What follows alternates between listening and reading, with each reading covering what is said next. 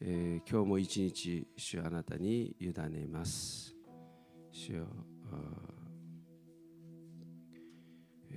今日一日あなたの臨在の中で私たちを導いてください。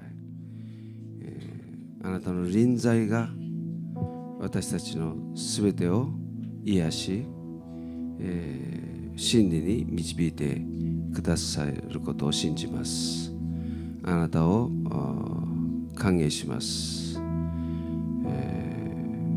この真ん中に主を臨在してください。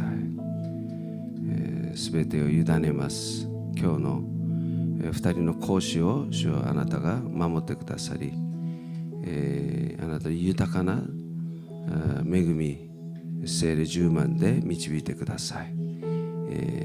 また聞く私たちも聖霊に満たされて、聖霊の中で私たちが本当に一つとなる時間となりますように導いてください。委ねて感謝して主イエスキリストの皆によってお祈りします。アーメン。アーメン。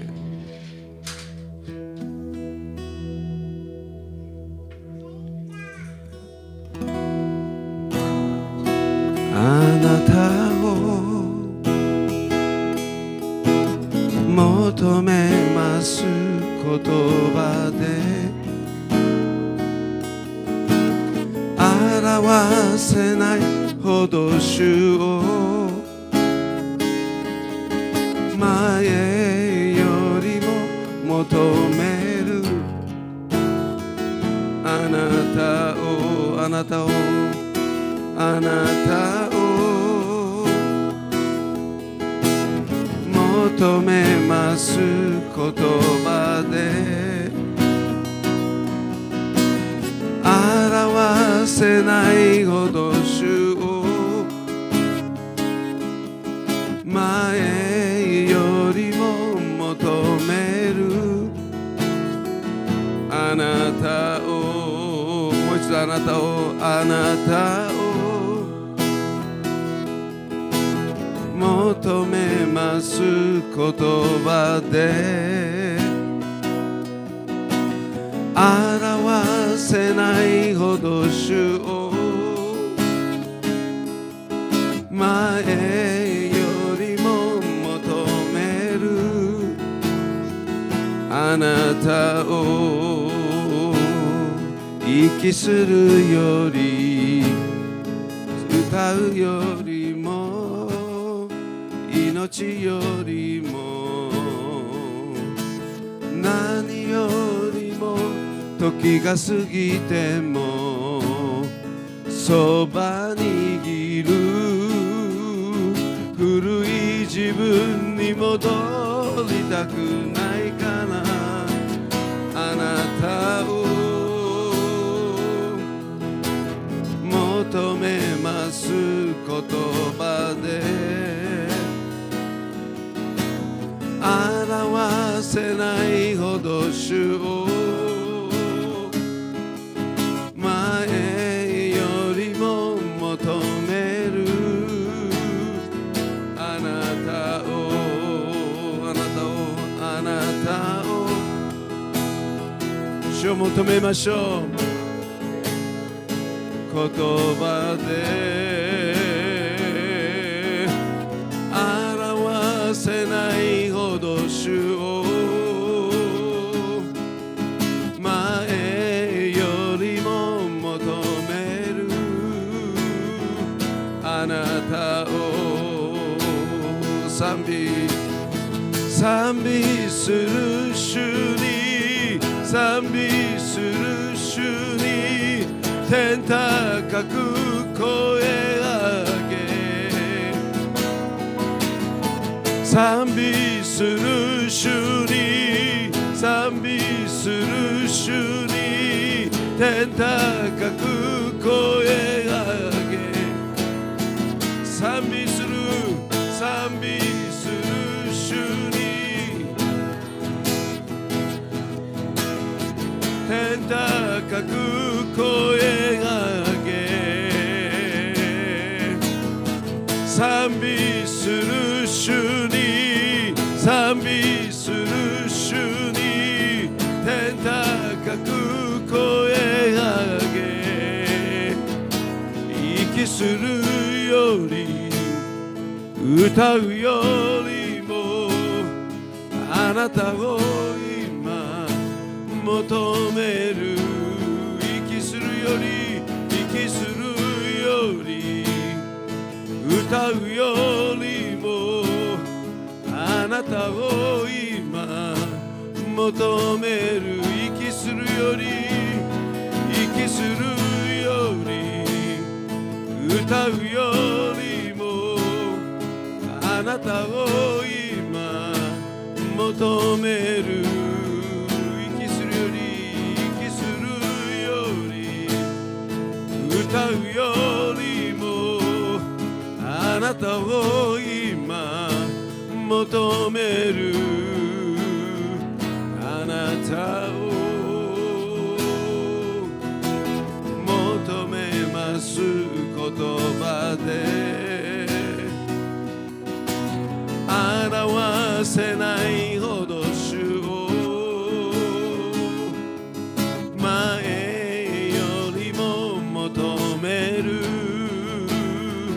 あなたをあなたをあなたを主よ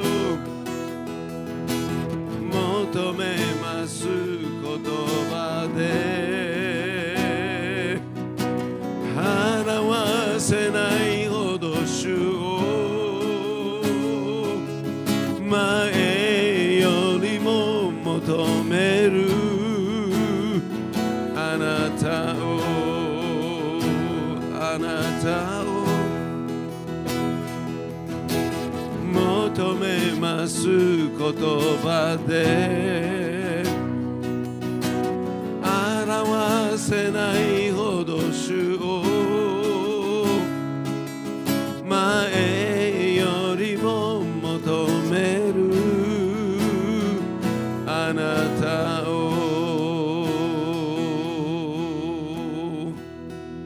アーメン。みんなで祈っていきたいと思います。主あなたを求めます。主あなただけを求めます。あなただけが私の必要です。主だけを求める祈りを今捧げていきましょう。主を感謝します。アラバララシャナナマナ主をカララバラ主に主に아버지그렇습니다 아버지주님만이 필요했습니다. 주님만으로 채워지기 원합니다. 주의 진리 가운데로 인도하시고 아버지 주님으로 만족하고 주님으로 채워지는 우리 모두가 되게 하여 주시옵소서. 아바라카라라라 샤나 아버지 저는 고코니 오라레를 주あなたを崇めるここで働いてる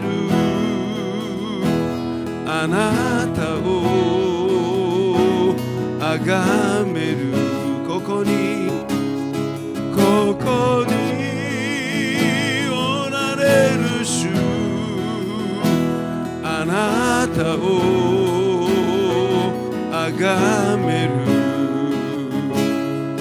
ここで働いてるあなたを崇める道を作り奇跡を起こし約束を守られる主よそれがあなた道を作り奇跡を起こし暗闇を照らされる主よそれがあなた道を作り奇跡を起こし約束を守られる主よそれがあなたハレルヤ道を作り奇跡を起こし暗闇を照らされる主よそれがあなたすべての心触れるあなたをあがめるすべての心癒すあなたをあがめるすべての心あなたをあがめるすべての心癒すあなたをあがめる道を作り奇跡起こし約束を守られる主それがあなた道を作り奇跡起こし暗闇照らされる主よそれがあなた道を作り奇跡起こし約束守られる主よそれがあなた道を作り奇跡起こし暗闇を照らされる主よそれがあなた人生変えられるあなたをあがめる回復を与えられるあなたをあがめる人生変えられるあなたをあがめる回復を与えられるあなたをあがめる道を作り奇跡起こし約束を守られる主よそれがあなた道を作り奇跡起こし暗闇照らされる主よそれがあなた道を作り奇跡起こし約束守られる主よそれがあなた道を作り奇跡起こし暗闇を照らされる主よそれがあなたそれがあなたそれがあなたそれがあなたそれがあなたそれがあなたそれがあなたそれがあなたそれがあなたたとえ見えなくてもたとえ見えなくてもたとえ感じなくてもあなたは止まらないあなたは働いてるたとえ見えなくてもたとえ感じなくてもあなたは止まらないあなたは働いてるたとえ見えなくてもたとえ感じなくても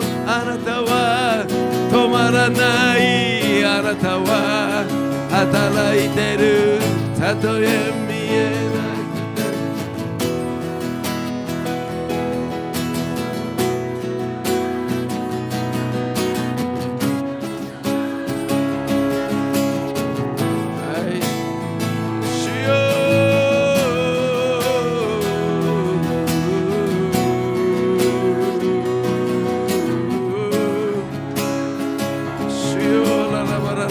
主よあなたが働いてください。今日ここに臨在してください。主よ主よあなたを待ち望みます。ハレルヤ、主よ私に触れてください。聖霊で満たしてください。主よ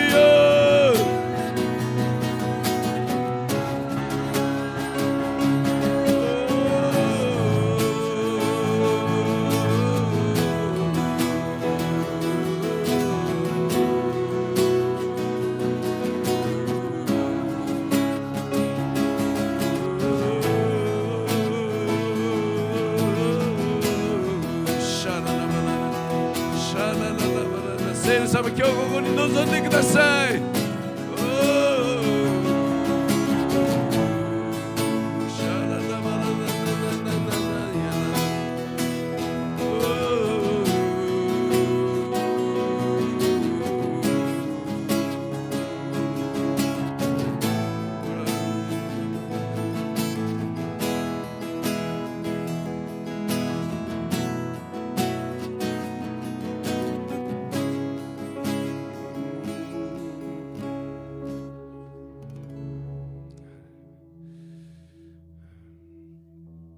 愛する天のお父さん、この時間はあなたの時間です。主よ、私たちをあなたの御座まで引き上げてください。そして、あなたの御座からのその観点で全てを見ることができるように私たちを導いてください。この地上の視点ではなく天の視点から全てを見ることができるように導いてください。全てを委ねます。主イエスキリストの皆によってお祈りします。アーメン。ハレルヤ、主に感謝します。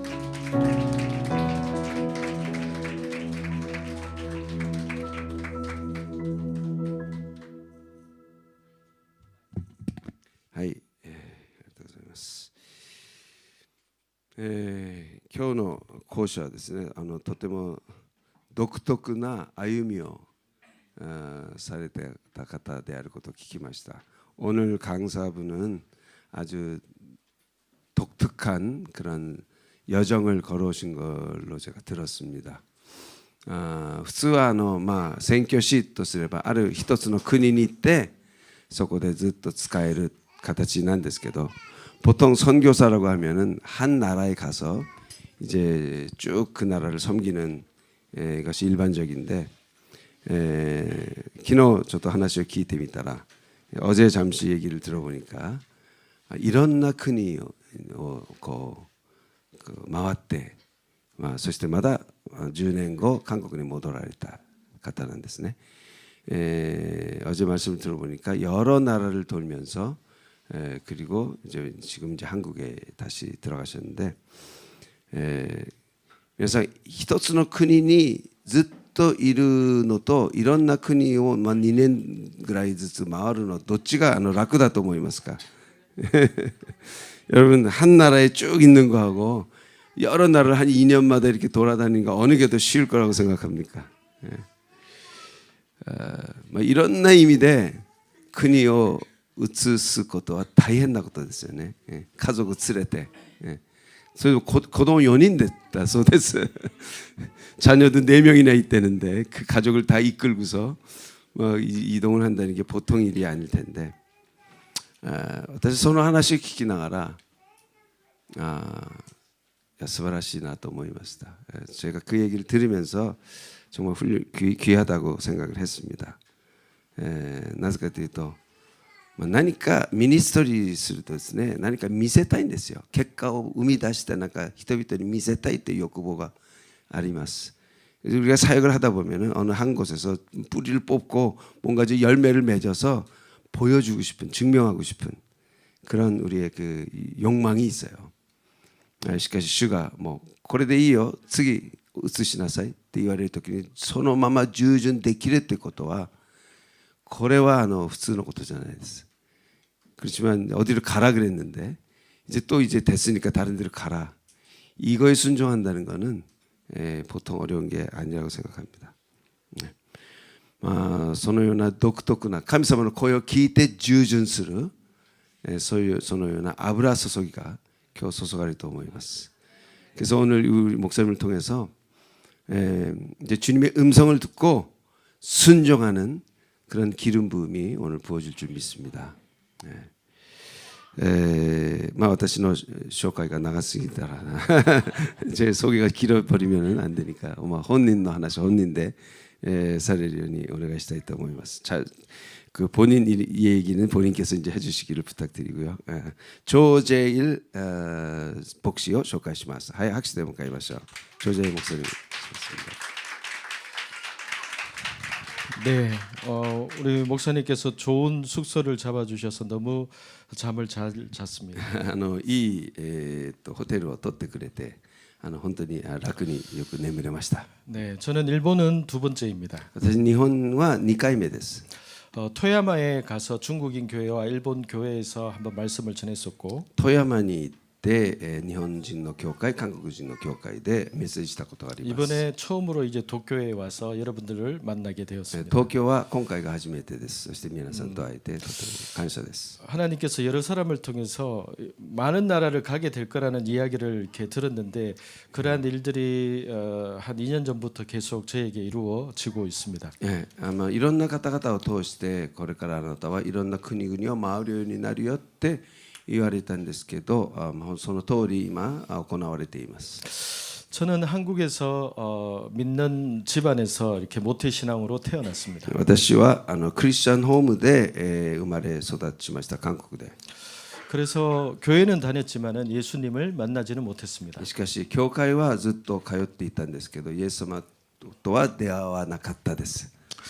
아마 고3 때인 것 같은데 그때 예수님을 특별하게 이렇게 만나게 되었습니다. 高校3年の時、特別な機会を通してイエス様と出会うようになりました.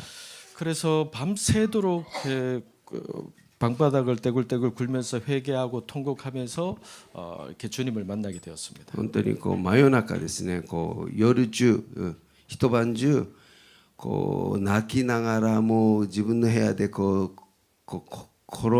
びながら悔い改めて、そしてイエス様と感激的に出会いました.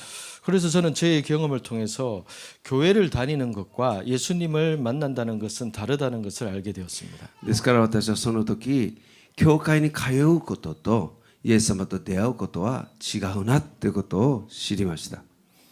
예수님을 만나고 나서 그 대학에 떨어지고 재수를 할 때에 하나님을 더 깊이 만나게 되었습니다.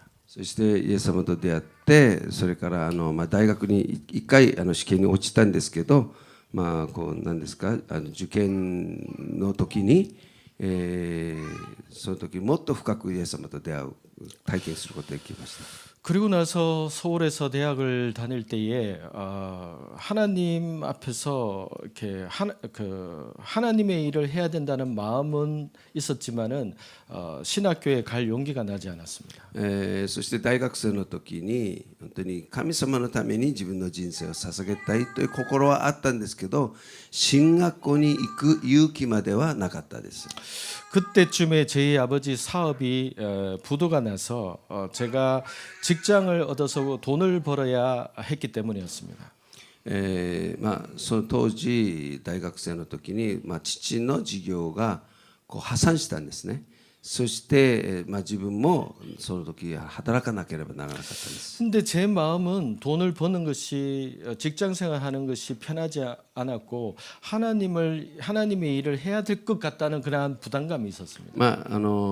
就職、働きながら、何か不便を覚えたんですね。そして何か神様のために自分の人生を捧げなければならないんじゃないかなという思いが与えられました. 그래서 제가 하나님께 하나님 목사가 된다는 것은 그냥 신앙의 열정으로 될 수 있는 것이 아니기 때문에 神様に祈りました. 神様牧師になるということはただの熱心だけでは足りないじゃないですか. 하나님의 음성을 들려주시면 제가 신학교에 가겠습니다라고 기도를 했습니다. 神様が声で語ってくださるならば私は進学校に行きますと祈りました。 음성이 들렸을까요? 声が聞こえたでしょうか。 저는 그런 기도를 하면 음성이 빨리 들릴 줄 알았습니다. 私はそのように祈るとすぐ聞こえてなんか声が聞こえてくると思っていました。 하나님이 기뻐하시는 기도일 것 같으니까 그런 기도를 하면 응답이 빨리 올 것 神 같았습니다. 様が喜ばれる祈りだからこれは確かに答えてくださると思い込んでました。 근데 3년을 기도하는데 아무런 음성을 듣지 못했습니다. 3年間祈ったんですけど何の声もなかったです。 너무 지쳐서 이제 내년에 대학교를 졸업해야 되는데 어떻게 해야 될지 몰랐습니다. 本当に疲れ果ててですね、もう来年は大学卒業しなければならないのにどうしたらいいかちょっと迷いました。 근데 제가 금식 기도하고 있는 그 산 속에 있는 기도원에 저희 교회 권사님 한 분이 갑자기 찾아오셨습니다. 私がある断食祈祷院で断食しながら祈っていったんですけど、うちの教会の検事さんが一人がこう私のところに来ました。 그 권사님이 저를 위해서 기도를 이렇게 해주셨습니다. その検事さんが私のために祈ってくださったんですけど、 그 권사님이 기도를 하는데 권사님 입에서 제이라 이렇게 이야기를 했습니다. その方の口から祈りの中でその方がこのように言いました。제일 사랑하는 아들아, 너는 내 앞에서 신령한 것을 구하지 마라 이렇게 말씀하시는 것이죠. 愛する息子よ、あなたは私の前で聖なることを望まないでください。求めないでください。 나는 너에게 이미 너가 가야 될 길을 이미 말해줬다 이렇게 私は 말씀하셨습니다. すでにあなたが行くべき道を示してあげた。 내가 말해준 그 길을 너는 걸어가라 이렇게 말씀하셨습니다. 私がすでに語ってあげたその道を歩みなさいと祈ってくれました。 그 기도를 받고 나서 제가 너무나도 혼란스러웠습니다. その祈りを聞いて私はすごくもう混乱しました。 나는 3년 동안 하나님의 음성을 듣기 위해서 기도를 하고 있었는데 하나님은 저에게 이미 말해줬다라고 말씀하셨어요. 3年間神様の声を求めて祈っていたのに神様はすでにあなたに語ってあげたと言っているんですね。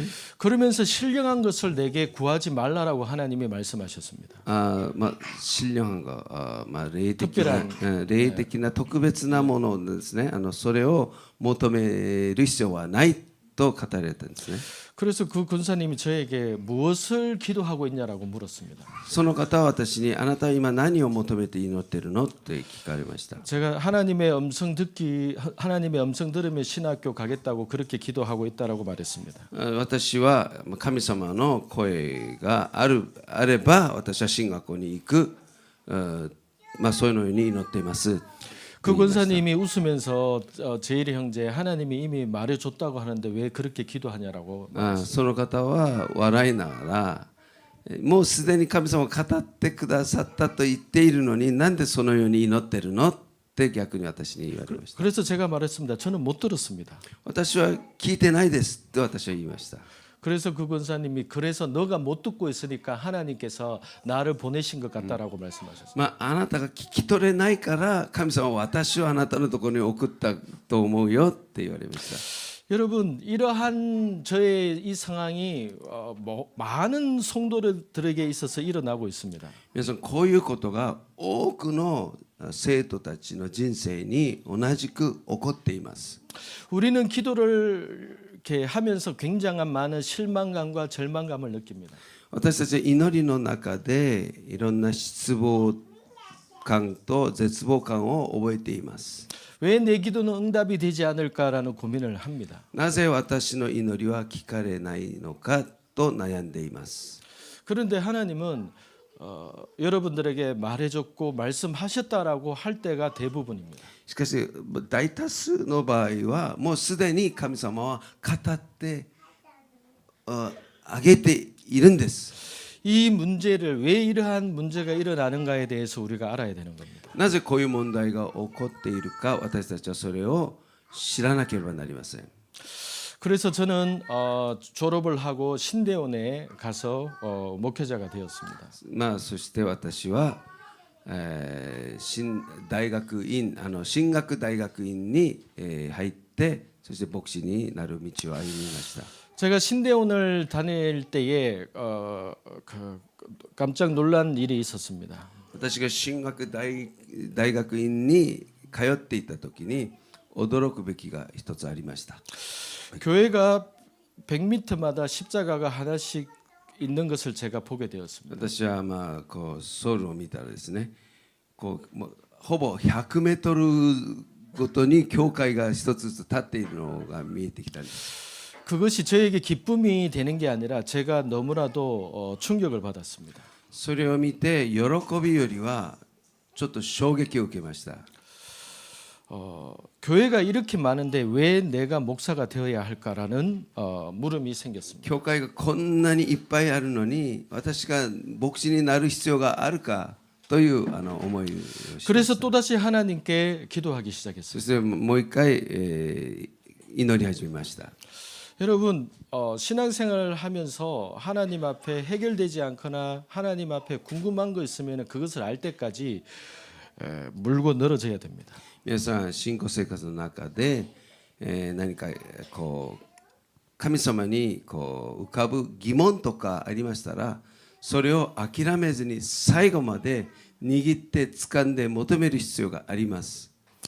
한 달쯤 되었을 때에 하나님께서 저에게 말씀하셨습니다. 1ヶ月それ祈り始めて1ヶ月ぐらい後に主は語られました。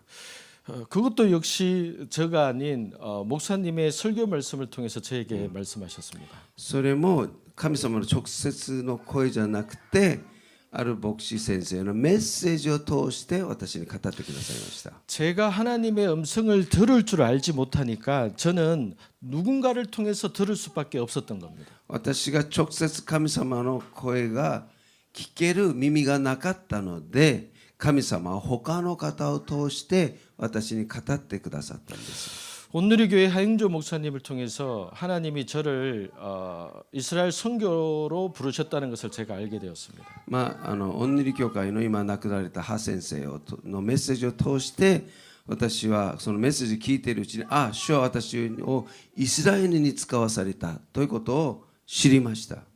그래서 저는 96년부터 이스라엘을 위해서 기도를 했었습니다. ですから私は1996年からイスラエルのために祈り始めました。 그 당시에 이스라엘을 위해서 기도하면은 신대원 전도사님이나 제 주변의 사람들이 저를 이상하게 생각했습니다. 当時はですねイスラエルに韓国の教会で全く開かれてなかったので、イスラエルのために祈ると周りの人が変に私を見るそういう時期でした。 그 당시에 한국에는 이스라엘을 위해서 기도하는 모임이 제가 알기로는 3군데밖에 없었습니다. 当時韓国の中でイスラエルのために祈る団体が3つしかなかったです。 그래서 저는 제가 왜 목사가 되어야 했는지를 또 하나님을 통해서 알게 되었습니다. その時私はなぜ私が牧師になる必要があるかを主から教えられてました。 그래서 저는 이스라엘의 선교에 헌신했었고 제 아내는 무슬림 선교에 헌신했던 사람이었습니다. 私はですからその時からイスラエル宣教のために献身した人であって私の妻はイスラム教徒への宣教に献身した人でした。 그래서 결혼 초기에 저희 아내도 저를 이상하게 생각했습니다. ですから私の妻も結婚の初期私をおかしく思いました。 그래서 이스라엘 선교에 헌신한 남자와 무슬림 선교에 헌신한 여자가 결혼을 했었습니다. ですからイスラエルの宣教に献身した男とイスラム教徒に宣教に献身した女性が結婚したんですよ。一つの家族になったんですよ。 그래서 선교지에 어디로 갔을까요? ですから宣教地はどこにいたでしょうか。 하나님이 네팔로 보내셨습니다. ネパールに神様を送られました。最初 결혼한 지 8년 후에 저희는 네팔로 선교사로 갔습니다. 結婚して8年後私たちはネパール宣教師としてネパールに行きました。 네팔에 있을 때에 하나님께서 저에게 예배에 대한 갈급함을 계속 주셨습니다. ネパールにいた時、主は私にこの礼拝に対する上乾きを与えてくださいました。 큰 집을 구했는데 그 실을 24시간 기도할 수 있는 예배의 초소로 만들었습니다. 結構広い家を借りたんですけど、そのリビングを24時間祈りの家として利用するようになりました。 그런데 그 네팔에서 기도하고 예배를 하려고 했지만은 기도도 잘 안 됐고 예배도 잘 안 됐었습니다. そのネパールで本当にもう24時間祈るそういう働きをしようとしたんですけど、祈りもうまくいかない、礼拝もうまくいかない、その霊的な攻撃がすごかったです。 4년쯤 되었을 때에 4年ぐらい経った後、 하나님께서 저희 가정을 타이완으로 가라고 말씀하셨습니다. その4年後、主は私たちの家族を台湾に導かれました。 제가 온누리교회에서 신앙생활하면서 하나님의 음성을 어떻게 듣는지를 이렇게 배우게 되어서 그 이후에는 모든 여정 가운데 하나님의 음성을 통해서 일을 하게 되었습니다. 私が青年期をオンヌリ教会で過ごしたんですけど、そこから神様の声を聞くそういう訓練を受けたので、それ以来には神様の声を通して導かれて、その次々と動いていきました。 그래서 네팔에서 타이완을 갈 때에 주변에 있는 많은 선교사님들이나 사람들이 걱정을 했습니다. ネパールから台湾に移すときに周りの宣教師たちや牧師たちがとても心配しました。私たち 왜냐하면 네팔에서 사역이 너무나도 잘 되고 있었기 때문에 なぜかネパールでミニストリーがすごくうまくいってたんです。 후원도 많이 들어왔습니다. 本当に支援もいっぱいもらっていました。 매일 일어나면 할 일이 너무나도 많았습니다. 毎日起きるともうしなければならない仕事がいっぱいありました。 그래서 네팔에서는 얼마나 일이 잘 되었느냐 하면은 기도를 하나도 안 해도 일이 잘 되었습니다. だからどのぐらいこのミニストリーがうまくいったかというと、祈らなくてもミニストリーはものすごく進んできました。 그래서 네팔에서는 제가 일주일에 30분도 기도하지 않았습니다. ですからネパールにいた時は私は1週間に30分も祈ってなかったです。 그런데 하나님께서 타이완으로 가라고 하신 목적이 있었습니다. 主が台湾に導かれた目的がありました。 타이완에 가니까 언어도 배워야 했고 新しい言語を学べなければならない。 아는 사람도 없었고 知り合いもいない。 모든 것이 새로웠습니다. すべてが新しかったです。 네팔에 있을 때 하나님께서 저에게 하나님에 대한 갈급함을 주셨는데 ネパールにいた時、主に対する上乾きを教えてくださったんですけど、 많은 사역들과 만나는 사람들이 많았기 때문에 하나님과의 그 친밀함이나 예배가 되지 않았던 겁니다. 多くの人との交わりや仕事がもう多すぎて、神様とのこの個人的な時間を持つことが全くできなかったです。 하나님께서 타이완에서 아무것도 하지 못하게 하셨습니다. 台湾に行ってからは何も仕事が与えられなかったです。 타이완 타이베이 중심가에서 교회를 개척하게 됐는데 교회가 6개월 만에 성장이 되었습니다. 台北の中心で教会開拓したんですけど、6ヶ月ぐらいで教会が成長しました。 집에서 개척을 했는데 6개월 만에 이거보다 좀 더 큰 공간에 교회를 옮기게 되었습니다. まず家で開拓したんですけど、6ヶ月後にはこの空間よりももうちょっと大きい空間を借りて礼拝するようになりました。 여러분 지금부터 하는 얘기가 아주 중요한 얘기입니다. 皆さんこれからの話が重要です。 그렇게 사역이 잘 될 때에 하나님께서 저에게 사역을 내려놔라고 말씀하셨습니다.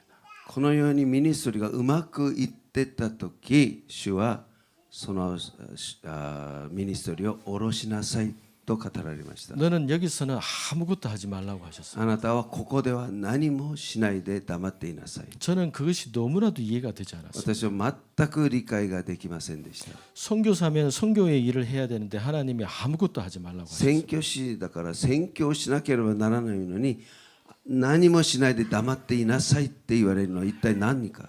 제가 이해하지 못하니까 하나님께서 새벽에 기도 가운데 저에게 말씀하셨습니다. 私が全く理解できなかったので、朝早く蒼天の時に主は私に語られました。 너는 나를 알지 못한다. お前は私を知らない。 사역은 나를 알게 되면 사역은 되어지는 거다. ミニストリーは私を知るようになると自然に進むのがミニストリーだ。 하나님의 일은 사람이 하는 게 아니라 되어지는 것이다. 神様の働きは人間がするのではなく、ただ行われていく、神様によって行われていくものだ。 제가 하나님께 하나님 제가 목사고 선교사인데 왜 제가 하나님을 알지 못합니까라고 물었습니다. 私はその時、神様に聞きました。私牧師であり宣教師なのになんで私があなたを知らないんですかと質問しました。 제가 기도하다가 A4지에 볼펜을 들고 제가 아는 하나님을 쓰기 시작했습니다. そして私がA4 用紙に私が知っている神様を書き始めました。 일곱 줄 정도 썼는데 더 이상 쓸 게 없었습니다. 7行ぐらい書いたんですけど、もうそれ以上は書けなかったです。 목사고 선교사인 제가 아는 하나님은 7줄이었습니다. 牧師であり宣教師である私が知っている神様はたった7行だったんです。 그래서 저는 울기 시작했습니다. そしてその時私は泣き始めました。 하나님 제가 정말 모르군요라고 고백했습니다. 제가 정말 하나님을 모르군요라고. 私は本当にあなたを知らないんですねと告白し始めました。 그래서 계속 울기만 했습니다. もうただ泣くばかりでした。 하나님 제가 어떻게 해야 됩니까? 神様私どうすればいいですか。 하나님의 음성이 들려왔습니다. 神様の声が聞こえてきました。 나만을 구해라. 私だけを求めなさい。 사역을 위해 기도하지 마라. ミニストリーのために祈る必要もない。 너는 나를 알아야 된다. あなたは私を知らなければならない。 내 얼굴만을 구해라. 私の顔だけを求めなさい。 저는 이런 음성을 듣기는 했지만은 하나님만을 구한다는 것이 무엇인지 알지 못했습니다. その声は聞いたんですけど、一体神様のだけを求める、神様の顔を求めるっていうことがどうするのか全く分かりませんでした。 그런데 그때부터 하나님께서 새벽 2시만 되면 항상 저를 깨우셨습니다. それから毎朝2時になると神様は私を起こしてくださいました。 저는 새벽에 일정한 시간에 그렇게 반복적으로 일어난 적이 없었습니다. 私はこの朝早くそんなに定期的にある時間に起きたことがない人です。 하나님이 깨우시는 것이었습니다. 神様が私を起こさせたんです。 새벽 2시였습니다. それは毎朝2時だったんです。 그러면 2시에 일어나면 저는 뭘 해야 될지 몰랐습니다. 2時起きて何をしたらいいかわからなかったです。 그래서 하나님을 찾기 그냥 시작했습니다. ただ神様を探し求め始めました。 하나님을 알고 싶습니다.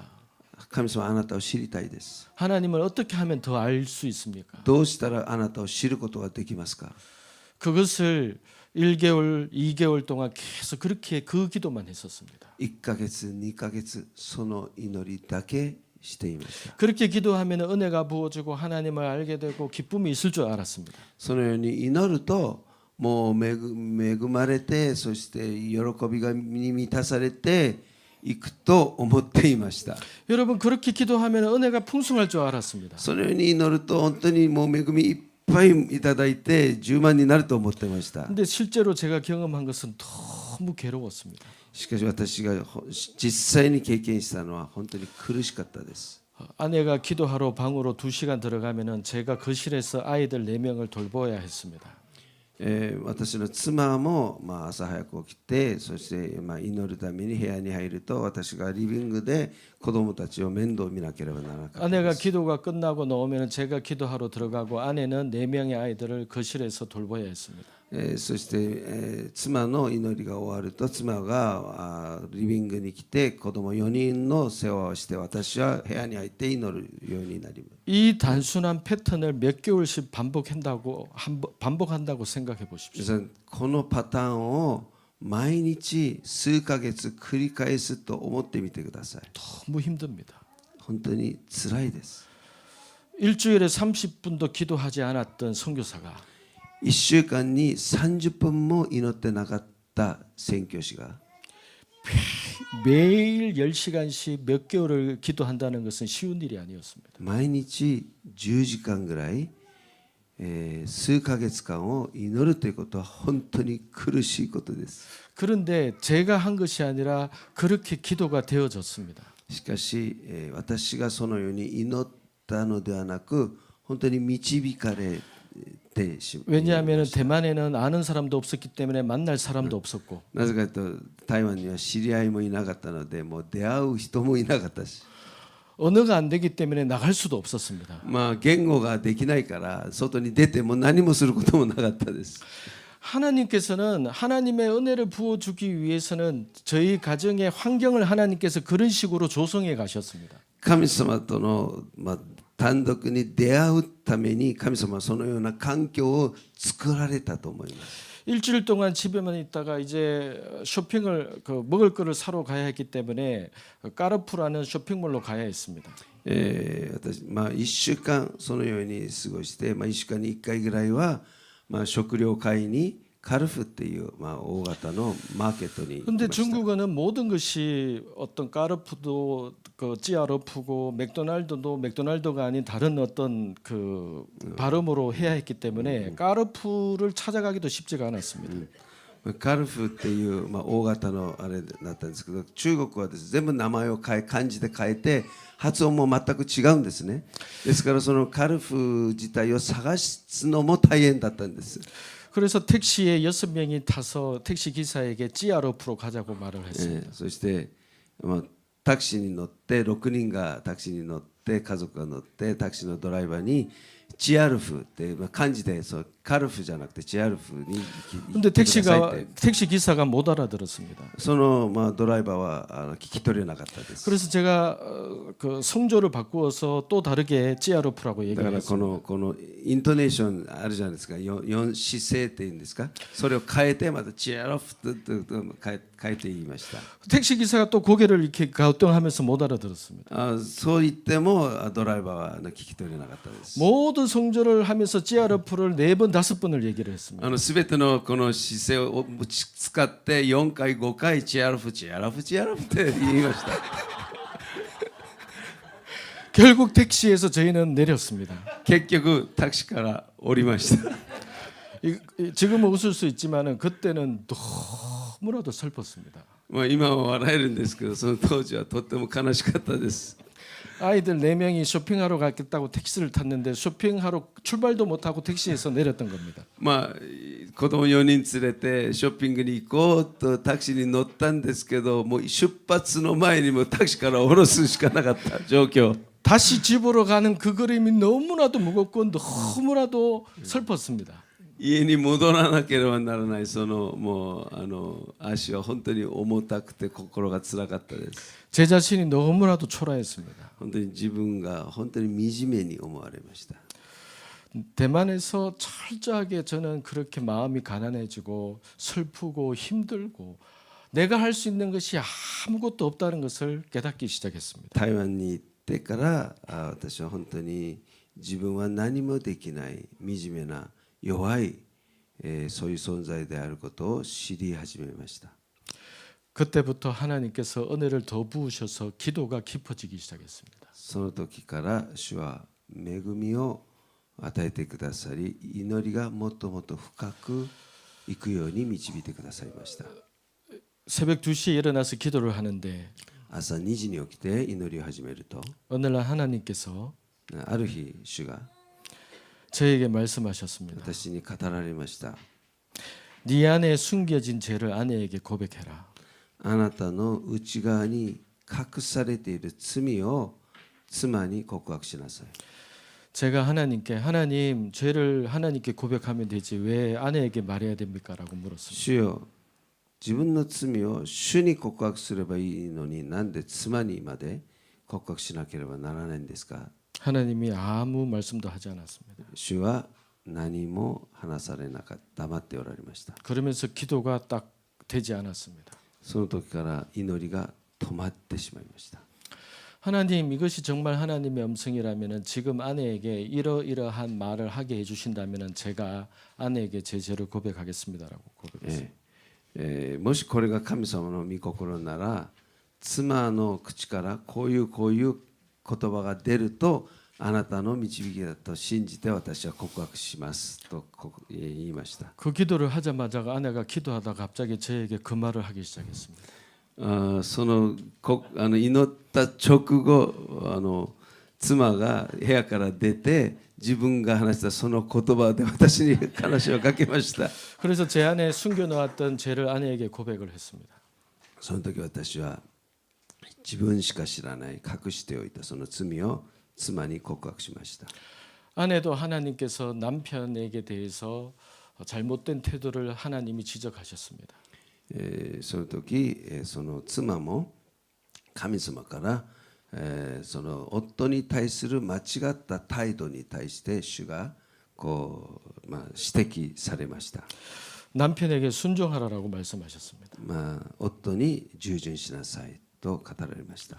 무슨 얘기를 하는가 하면은 何の話をするかというと 여러분 이 대만에서의 기도의 출발이 하나님께서 너는 나를 알지 못한다였습니다. 台湾での祈りの始まりは主からのあなたは私を知らないという言葉から始まりました。 너희가 나를 알게 되면 사역은 되어질 거다라고 말씀하셨습니다. あなたたちが私を知れば、そのミニストリーは自然に行われるよと言われました。 그래서 하나님만을 구하기 시작했습니다. そして私たちは神様だけを求め始めました。 하나님 더 깊이 저를 만나 주세요라고 이야기했습니다. 神様は私をもっともっと深く出会ってくださいと告白しました。 근데 하나님은 그 기도에 우리 가정에 방문하기 시작했고 만나 주기 위해서 하나님께서 일하기 시작하셨습니다. その時から神様は私たちの家庭に訪問してくださり深く深く出会うように導いてくださいました。 여러분 여기서 중요한 것은 하나님이 일하기 시작하는데 기도하는 저와 아내에게는 괴로움과 불편함과 힘든 일이 일어나기 시작한다는 것이었습니다. 皆さん神様が祈りに私たちを導かれる時私たちにはとっても辛い重い本当に苦痛を通らなければならなかったってことです。 우리는 기도할 때에 하나님 은혜를 부어주세요, 부흥을 주세요, 하나님 은사를 주세요 이렇게 기도를 할 수 있지만 私たちが祈る時に主を恵んでください、祝福してください、もっと聖霊で満たしてくださいって求めていきます。 하나님은 저와 여러분의 가정 가운데 무엇이 먼저 필요한지 아십니다.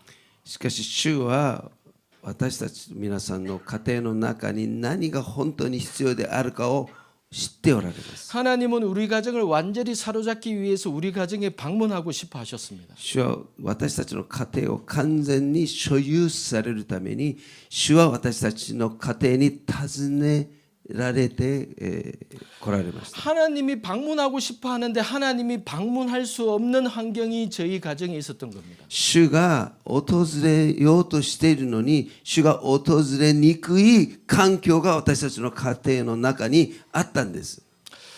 집에 손님을 초대하려면 청소도 하고 손님이 올 수 있도록 환경을 우리가 조성을 합니다. お客さんを迎えるためには家を掃除したりきれいに片付けなければなりません。 하나님을 만나고 싶습니다. 하나님 우리 가정에 방문해 주세요 하니까 神様あなたと出会いたいです。私たちの家に訪問してくださいと祈り始めると 하나님께서는 하나님의 방문을 방해하는 제 안에 있는 우리 가정 안에 있는 죄를 하나님께서 드러내기 시작하셨습니다. 主は何をなされるかというと主が訪問するのに妨害になるすべての要素を主は片付けなければならなかったんです。 그럴 때 여러분 우리는 불편하고 우리는 힘들고 우리는 그것을 원치 않는다는 사실입니다. 皆さん私たちは本音はですねそれを嫌がり避けたいそして逃げてしまいます。 여러분 잘 생각해 보시기 바랍니다. 皆さんよく考えてみてください。 여러분들이 하나님을 원하지만은 皆さんが神様を求めていますけど、 하나님의 은혜를 사모하지만은 主の恵みを求めていますけど、 하나님이 일하기 시작하실 때에 主が働き始めるときに、 내가 원치 않는 일, 私が望まないこと、 하나님이 여러분 가정 안에 이 방 문 좀 열어보라. 主が来られて、この部屋のドアをちょっと開けてみなさい。 그럴 때 여러분은 하나님 이건 안 돼요라고 이야기를 합니다. その時、主よ、この部屋はダメです。 하나님이 이 방문에 열지 마시고 그냥 다른 데 가시죠 이렇게 主よ、 얘기합니다. この部屋じゃなくて違うところに行きましょうっていう。 하나님께서 이 창고문 한번 열어보라 이렇게 こ 얘기하시고 の倉庫をちょっと開けてみようと主は言われ 하나님 ます。 저 창고만은 제발 안 돼요 이렇게 この 얘기합니다. 倉庫だけはダメです。 하나님 다음에 오세요. 次回に訪ねてください。 지금 안 오셔도 돼요. 今は大丈夫で来なくていいです。 다음에 오세요. 次に来てください。 그리고 나서 우리는 다행이다라고 얘기해요. そして私たちはほっとしたという。 마땅하면 큰일 날 뻔했다라고 も 얘기해요. う大変なことが起こるところだったと言います。 그러면서 아무런 하나님의 은혜가 없이 그냥 지납니다. ですから私たちは何の恵みに満たされることなく続きます。 우리는 그러한 타협을 끊임없이 하고 있는 것이죠. 私たちはそのような妥協をずっと続けているん 그런데 です。 또다시 기도할 때 하나님 왜 저에게 은혜를 안 주세요 이렇게 し 고백해요. かしまた次祈るとき、主よ、なんで私に恵んでくださらないんですかと叫びます。 하나님 왜 나를 안 만나 주세요? 主よ、なぜ私と出会ってくれないんですかと言います。 하나님의 입장에서는 아무 말씀을 하실 수가 없습니다. 主は何も話す言葉がないです。 그래서 하나님이 침묵하시죠. ですから神様は沈黙されます。 그 하나님의 침묵 때문에 우리는 하나님이 내 기도에 응답하지 않는다라고 생각을 합니다. 逆に私たちは神様の沈黙のゆえに、神様は私の祈りに応えてくださらないと思い込みます。 그런데 만약에 여러분들이 しかし皆さんがもし 저희 가정이 대만에서 코너에 어떤 환경 가운데 어려운 환경 가운데 있게 되는 그런 환경을 여러분이 만나게 된다면은 もし皆さんが私たちが出会ったような環境、台湾でそのような本当に隅に追われるそのような状況に置かれているとすれば、 그 환경 속에서 우리는 하나님이 하라는 대로 할 수밖에 없는 고백과 기도와 결단을 하게 됩니다. そのような環境の中では本当に主が導かれ、主が言われることをするしかない状況になっているんです。 제가 한국에 있거나 네팔에 계속 있었더라면은 저는 그러한 기도나 하나님의 음성 가운데 그렇게 제재를 고백하거나 그런 것을 하지 않았을 겁니다. もし私が台湾じゃなくて韓国やネパールにいたとすれば、そのような環境も来なかったし、そしてそういう神様から責められるときに自分は逃げ場がいくらでもあったと思います。 여러분 정말로 여러분들이 하나님의 자녀가 맞다면은 皆さんが本当に神様の子供ということが合っているならば、 하나님이 우리에게 은혜를 베푸시고자 하신다면은 神様が本当に私たちに恵みを注いでくださるとするならば、 때로는 여러분들이 원하지 않는 환경 가운데 하나님께서 넣으십니다. 時には主は私たちが全く望まない環境に私たちを置いてくださいます。 저에게 있어서는 그곳이 타이완이었습니다. 私たちにはそれが台湾でした。 저는 지금 생각하면 타이완의 인연이 저에게 너무 큰 축복입니다. 私は今思うとこの台湾での2年が本当に感謝ばかりです。 그런데 그 당시에 타이완에 있었을 때의 저희 가정과 저의 감정은 너무나도 우울 자체였습니다. しかしその当時の台湾で過ごした私たちの状況はもう鬱その事態でした。 그때부터 2년 동안 하나님께서 저희에게 기도만 가르치셨습니다. その台湾での2年間主は私たちに祈りだけを教えてくださいました。 기도를 어떻게 해야 되든지 가르쳐 주셨습니다. どのように祈ればいいかを教えてくださいました。 하나님이 원하시는 기도가 무엇인지 말씀하기 시작하셨습니다. 神様が望まれる祈りが一体どういうものか教え始めました。 어느 날 제가 하나님 우리 가족이 언제까지 이렇게 기도만 해야 됩니까라고 물었습니다. ある日私は主に聞きました。主よ、いつまで私たちの家族は祈りばかりしなければならないんですか。 하나님이 마태복음 7장을 읽으라고 하셨습니다. 主がマタイの7章を読みなさいと言われました。 7장 21절에 보면은 7章の21節に見ますと 이런 말씀이 있습니다. このような言葉があります。 나더러 주여 주여 하는 자마다 다 천국에 들어갈 것이 아니라고 말씀합니다. 私に主よ主よという人がみんな天の御国に入るわけではない。 내 뜻대로 행하는 자라야 들어가리라 이렇게 말씀합니다. 私の御心を行う者が入る。 22절에 22節に 우리가 주의 이름으로 선지자 노릇하고 私たちは主の皆で預言者をしました。 우리가 주의 이름으로 병을 고치고 主の皆で病を癒しました。 우리가 주의 이름으로 많은 능력을 행하지 主 아니하였나이까. の皆によって多くの力を表したのではないんですか。 근데 23절에 예수님께서 이들을 향해서 뭐라고 말씀하시는가 하면은 23節に主は彼らに何と言われるかというと、 불법을 행하는 자들아 不法を行う者たち、 내게서 떠나가라. 私から去っていけ。 하나님이 왜 이 말씀을 읽으라고 했는지 저는 묵상하기 시작했습니다. なぜ神様がこの言葉を私の心に浮かばせたか思い始めました。 그래서 읽는 가운데 속에서 질문이 생겼습니다. その読んでいる時に質問が浮かびました。 하나님, 이들이 왜 불법을 행했습니까? 神様はなぜこの人たちが不法をしたんですか。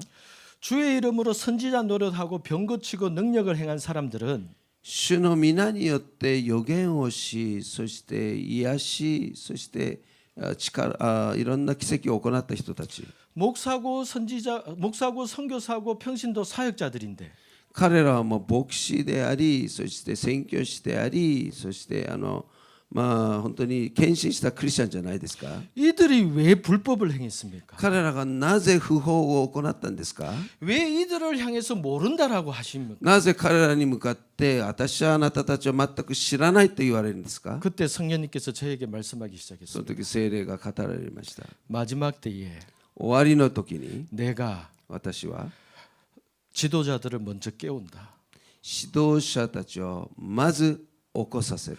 성도 중에 깨어날 자들을 내가 방문해서 그들을 깨운다. 生徒の中で、本当に起き上がらなければならない人たちをまず訪問して彼らを起こす。 근데 많은 목사와 선교사들은 しかし多くの牧師や宣教師たちは 반응하지 않을 것이다. 反応しないと思う。 그들이 선교한다고. 自分たちは宣教しているという。 그들이 목회한다고. 牧会する。 제자 훈련한다고. 弟子訓練するといい。 신방한다고. そして家庭訪問をするといい。 교회 건물 짓는다고.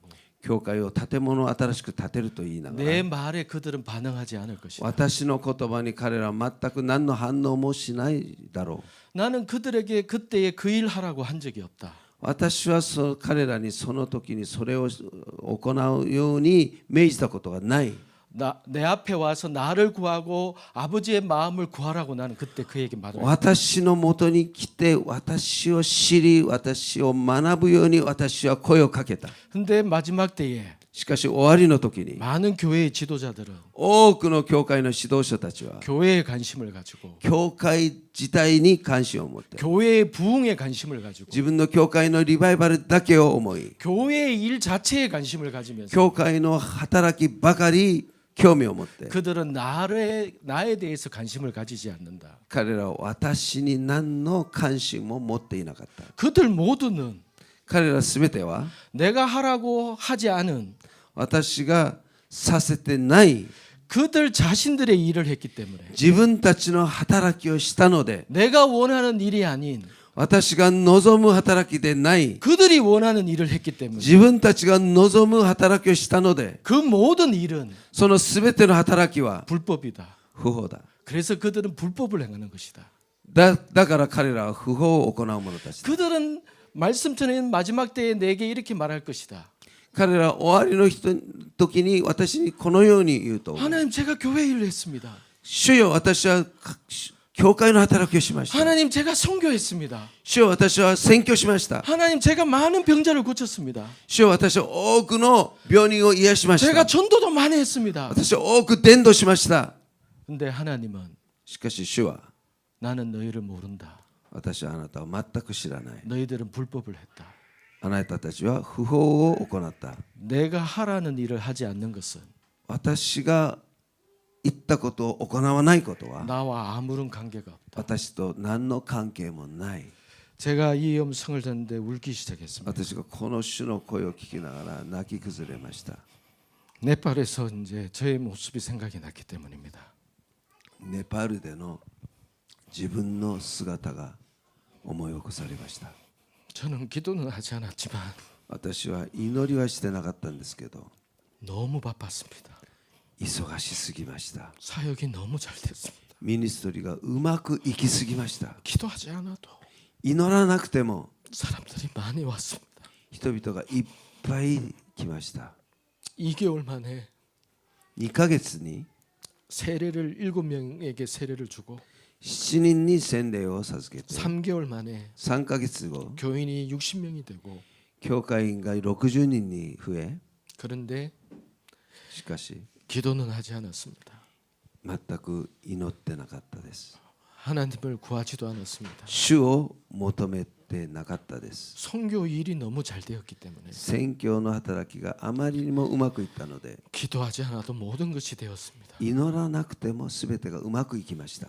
하나님께서 대만에서 이 말씀을 하실 때 主が台湾でこの言葉を語られた時に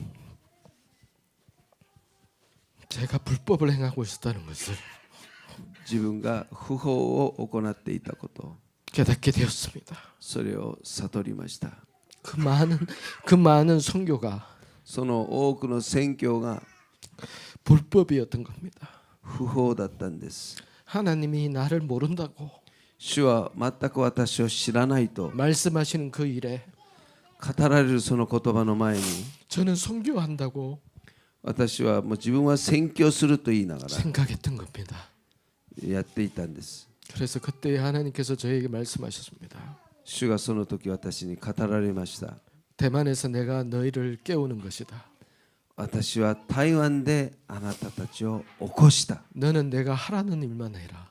あなたは私が命じることだけしなさい。 너는 앞으로 나라들을 옮겨 다닐 것이다. あなたはこれからいろんな国を移っていく。 내가 하라는 일만 하면은 私が語ることだけ行えば 내가 하는 일을 네가 보게 될 것이다. 私が行うことをあなたは見るようになる。 너는 오직 내 얼굴만을 구해라. あなたはただ私の顔だけを求めなさい。 나라에 가서 国に行って 기도하고 祈って 나를 구하면 私を求めれば 내가 그곳에 임재해서 私がそこに臨在して 사람을 고치고 人を癒し 사람을 치유하고 人を変えて 그 땅을 회복시킬 것이다. その地を回復する。 하나님 나라의 일을 구하는 神の御国のことを求める 그러한 사람이 필요하다. そのような人が必要だ。 자기의 일을 하는 사람이 아닌 自分の仕事をするものでなく 하나님 나라의 뜻을 구하는 神の御国の御心を求める 그러한 자들이 나는 필요하다. そのような人たちを 그래서 私は必要としている。 그래서 나는 전 열방 가운데 だから私はこの国々の中で 너와 같이 あなたのように 깨울 것이다. 起こす。 많은 자들을 多くの人を 나는 깨울 것이다. 私は起こす。 그러나 많은 목회자들이 しかし多くの牧会者たちは 반응하지 않을 것이다. 反応しないだろう。 그들은 내 앞에서 彼らは私の前で 심판받게 될 것이다. 裁かれるようになる。 많은 교회들이 多くの教会が 깨어나지 않을 것이다. 起き上がらないだろう。 여러분 요한계시록에 보면은 皆さん、 2장 ヨハネの黙示録に見ますと 2장 3장에 2章と3章に 7 교회에 대한 예수님의 말씀이 있습니다. 7つの教会に対するイエス様の言葉があります。 어떤 교회는 칭찬하고 ある教会は褒められます。 어떤 교회는 책망하고 ある教会は叱られます。 그렇지만은 그 7교회에 공통적으로 예수님이 하신 말씀이 있습니다. しかしその教会7つの教会にイエス様が共通的に語られたことがあります。 7교회 모두에게 성령님께서 이렇게 말씀하셨습니다. この7つの教会に聖霊様が同じくこのように語られました。 성령이 교회에게 하시는 말씀을 들을지어다. 聖霊が教会に語られる言葉を聞きなさい。 이기는 자에게 勝利する者には 내가 상을 줄 것이다. 私は報いてあげる。 여러분 왜 7교회 모두에게 성령이 교회에게 하시는 말씀을 들으라고 했을까요? なぜこの7つの教会に聖霊が語られることを聞きなさいと言われたでしょう。 마지막 때에는 교회가 성령의 음성을 잘 안 듣는다는 겁니다.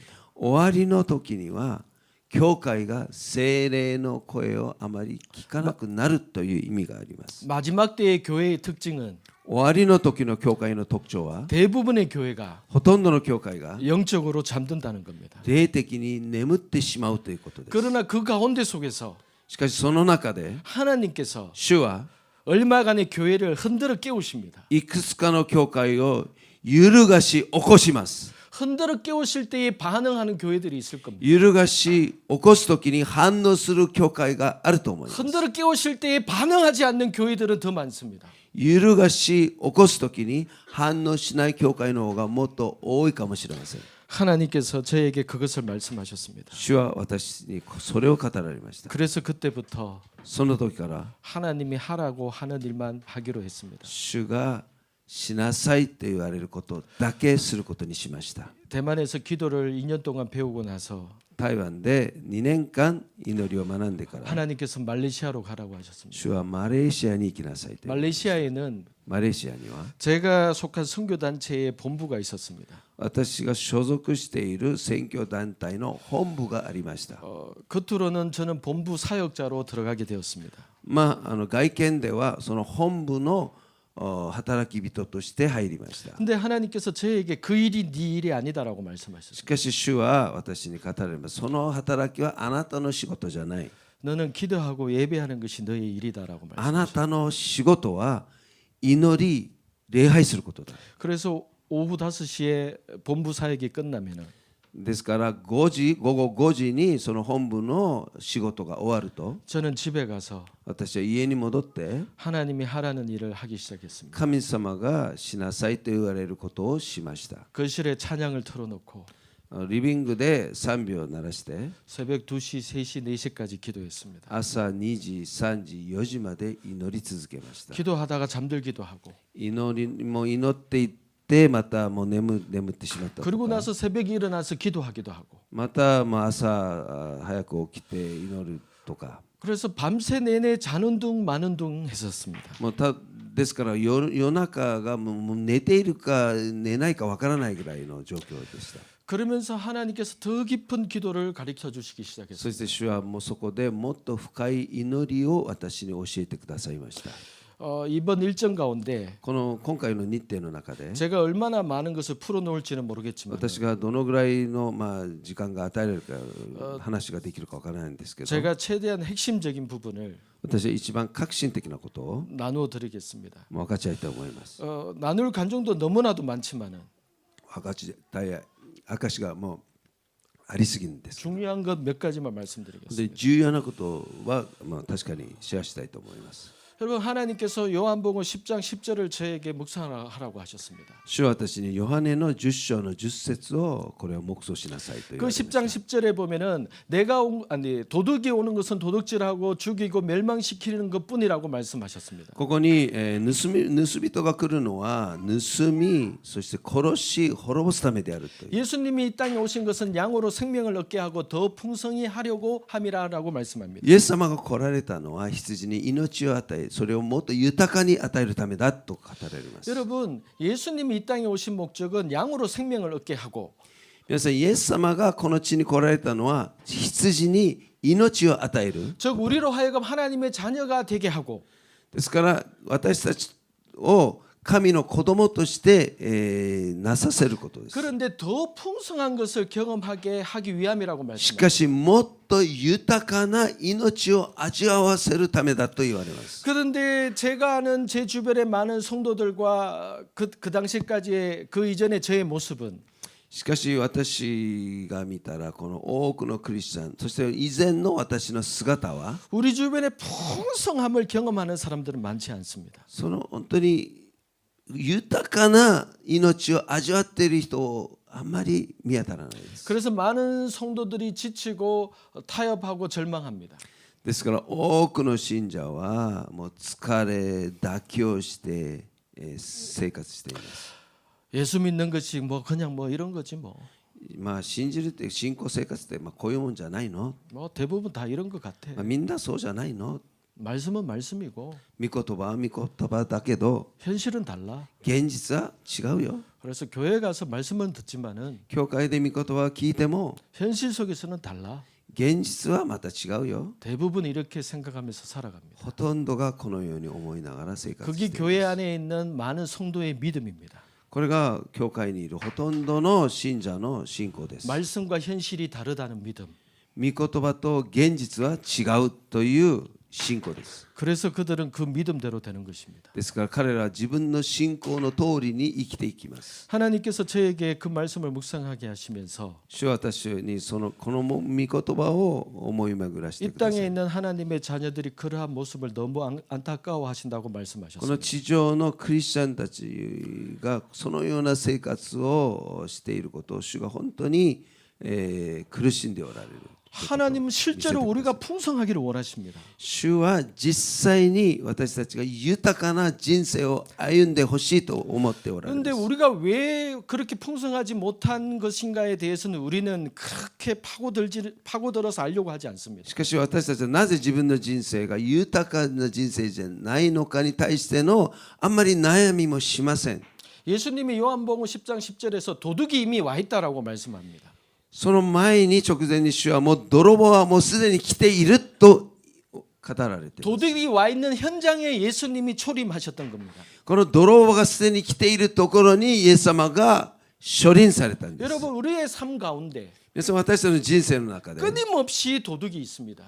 もう絶えず泥棒が働いています。 그들은 우리를 속이고 私たちを騙します。 우리에게 질병을 주고 私たちに病を与えています。 결국은 우리를 죽게 만드는 것이 그들의 結 목적입니다. 局私たちを死に導いています。 저는 여러분 목회자들의 이런 믿음이나 한국의 이런 믿음을 저는 거부하는 믿음이 있습니다. 私はこのような信仰に対して私は拒否するそういう立場です。 그것은 무엇인가 하면은 それは何かというと、 아 하나님 나에게 암을 주신 이유가 있겠지. まあ神様は私にがんを与えてくださった理由があるじゃないと思う。 하나님의 뜻이면은 치유가 되겠지. 神様の御心ならいつか癒されるだろう。 하나님의 뜻이 아니면은 나는 암으로 죽을 거야. 神様の御心でなければ私はがんで死ぬだろう。 여러분 여러분에게 자녀가 있는데 皆さん自分に子供がいるのに 자녀를 다루기 위해서 子供を取り扱うために 야 너 좀 암 좀 걸려봐야 돼. もうがんちょっと与えよう 이렇게 말하는 부모가 있을까요? そのような親がいるでしょうか。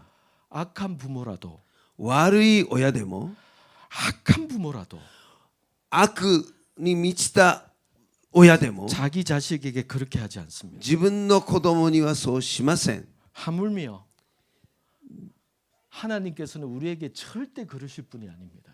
神様がそのように行われる方では全くありません。 그런데 교회 안에 잘못된 믿음이 し 들어와 かし 있습니다. 教会の中にこのような間違った信仰が入っています。 내게 있는 질병과 사고가 하나님께서 내게 허락하셨기 때문이라고 생각을 하는 사람들이 많습니다. 私が今持っているこの病や事故とかが神様が与えてくださったという信仰があります。 여러분 도둑이 와 있는 겁니다. 皆さん違います。泥棒が入っています。 우리가 방해받는 겁니다. 私たちが妨害されている状況です。 끊임없이 도둑은 우리를 속이면서 자기가 하는 것처럼 하나님이 하는 것처럼 속이면서 우리에게 도둑질해 가는 겁니다. 泥棒は自分の姿を表しません。ですからこれは自分がするのではなく神様がしているようにふりをしてやってきているんです。 이것을 하나님께서 저에게 가르쳐 주시기 시작했습니다. 主はそれを私に教え始めました。 여러분 제가 질문 하나 하겠습니다. 一つは皆さんに質問します。 일본의 편의점이 몇 개인지 아십니까? 皆さん日本にコンビニがいくつぐらいあるか知ってますか？7만 몇 개. 제가 2020년 통계로 제가 보니까 私が2020年の統計を見たら 5만 6천 개라고 나와 있습니다. 5万6千と見ました。 한국은 4만 7천 개입니다. 韓国は4万7千。 근데 여러분 일본의 편의점이 그 숫자인데 일본에 여러분 신사 신도가 신사 숫자가 몇 개인지 아십니까? それ日本に神道の神社がいくつかと思いますか？ 공식적인 큰 신사만 8만 8천 개. 公式的なちゃんとした神社だけで8万8千。 작은 신사까지 합쳐서 일본에 12만 개의 신사가 있습니다. ちっちゃいものまで合わせると12万の神社が日本にあります。